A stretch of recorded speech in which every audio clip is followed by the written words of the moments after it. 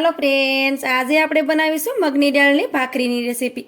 તો તેના માટે મેં ફોતરાવાળી મગની દાળ લીધી હતી. દાળને મેં અડધી કલાક પહેલાં જ પલાળીને રાખી દીધી હતી.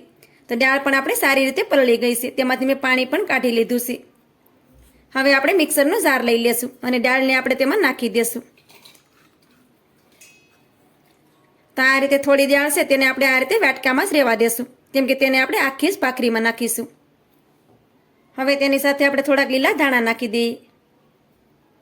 હવે તેમાં આપણે એક આદુનો ટુકડો અને થોડાક લીલા મરચાંના ટુકડા નાખી દઈએ. હવે તેમાં આપણે અડધી ચમચી ભરીને આખું જીરું નાખી દઈએ. હવે આપણે ઢાંકણને બંધ કરી દઈશું અને બધી વસ્તુને આપણે પીસી લેશું. બધી વસ્તુને આપણે સારી રીતે પીસી લીધી છે. આ રીતે દાળ છે તેને આપણે આ રીતે દરદરી પીસી લેવાની છે. હવે આપણે તેને એક વાસણમાં કાઢી લેશું. બધી વસ્તુને આપણે એક વાસણમાં કાઢી લીધી છે. હવે તેમાં આપણે દાળ રાખી છે તેને પણ નાખી દેશું. હવે તેમાં આપણે અડધો વાટકો ભરી અને ભાખરીનો જાડો લોટ આવે છે તે નાખી દેશું. હવે તેમાં એક ચમચી ભરી અને સફેદ તલ નાખી દેશું. અડધું પાવડું ભરી આપણે તેલ નાખી દેશું. સ્વાદ પ્રમાણે આપણે તેમાં મીઠું નાખી દેશું. હવે આપણે બધી વસ્તુને સારી રીતે મિક્સ કરી દેવાની છે.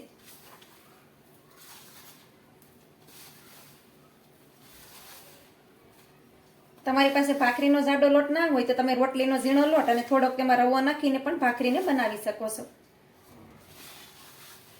આ ભાખરી છે તે ખાવામાં એકદમ હેલ્ધી બને છે અને મગની દાળ છે તે પ્રોટીનથી ભરપૂર હોય છે. તો આ રીતે ભાખરી તમે પણ ચોક્કસથી બનાવજો. ખાવામાં તો ખૂબ જ ટેસ્ટી લાગે છે.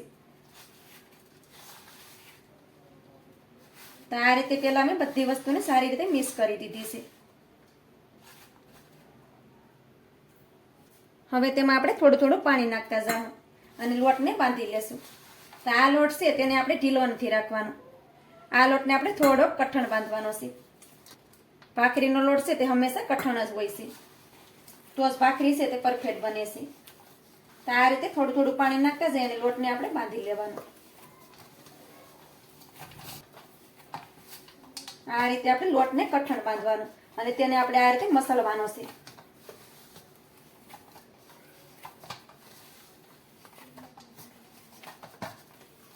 તો આ રીતે લોટને તમે જોઈ શકો છો કે લોટમાં આપણે થોડું થોડું પાણી નાખતા ગયા છે અને આ રીતે આપણે કઠણ લોટ બાંધી અને રેડી કરી લીધો છે. હવે તેની ઉપર આ રીતે થોડુંક તેલ નાખી દેવાનું છે. હવે લોટને આ રીતે ફરીથી મસળી લેશું.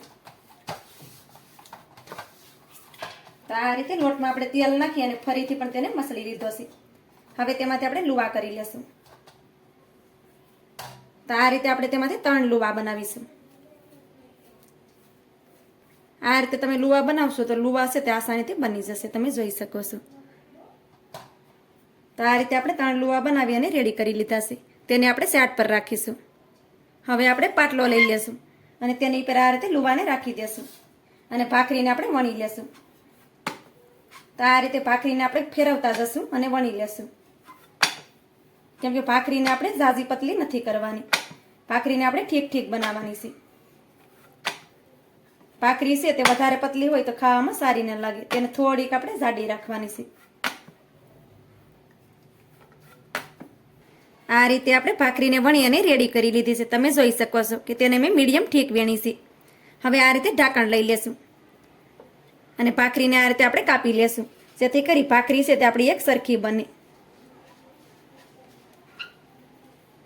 વધારાનો લોટ છે તેને આપણે કાઢી લેશું.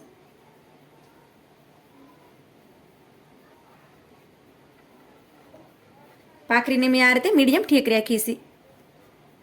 હવે આપણે આ રીતે કાંટા ચમચી લઈ લેશું અને તેમાં આ રીતે હોલ કરી દેશું,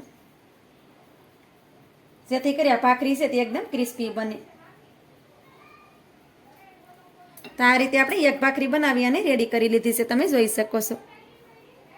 હવે આપણે ભાખરીને થાળીમાં રાખી દેશું. હવે આપણે આ જ રીતે બધી ભાખરીને વણી અને રેડી કરી લેશું. આ રીતે આપણે બધી ભાખરી બનાવી અને રેડી કરી લીધી છે. એટલે આ લોટમાંથી આપણે 5 ભાખરી બની અને તૈયાર થઈ છે. હવે ભાખરીને આપણે શેકી લેશું.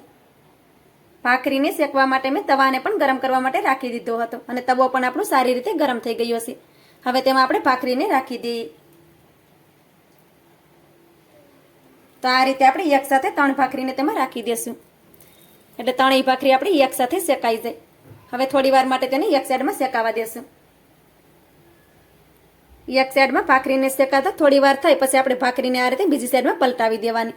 તો એક સાઈડમાં ભાખરી છે તે સરસ રીતે સડી ગઈ છે, તમે જોઈ શકો છો. તો આ રીતે ભાખરીને આપણે બીજી સાઈડમાં પલટાવી દેવાની. આ રીતે આપણે બધી ભાખરીને બીજી સાઈડમાં પલટાવી દીધી છે. હવે તેની ઉપરથી આપણે થોડું થોડું ઘી લગાડી દઈશું.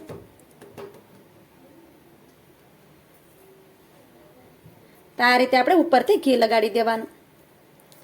આ ભાખરી છે તે ઘીમાં ખાવામાં સરસ લાગે છે. તો આ રીતે આપણે બધી ભાખરીમાં થોડું થોડું ઘી લગાડી દઈશું.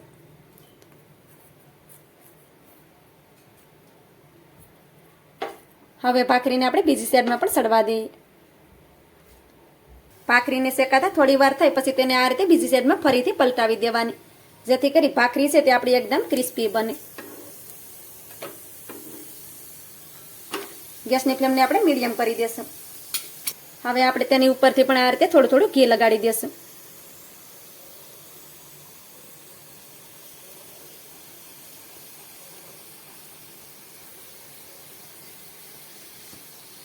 તો ભાખરીને આપણે ઉપરની સાઈડ પણ આ રીતે ઘી લગાડી દીધું છે. હવે ભાખરીને આપણે આ રીતે બંને સાઈડમાં ફેરવતા જવાનું અને ભાખરી આપણે ક્રિસ્પી થાય ત્યાં સુધી તેને શેકી લેવાની છે.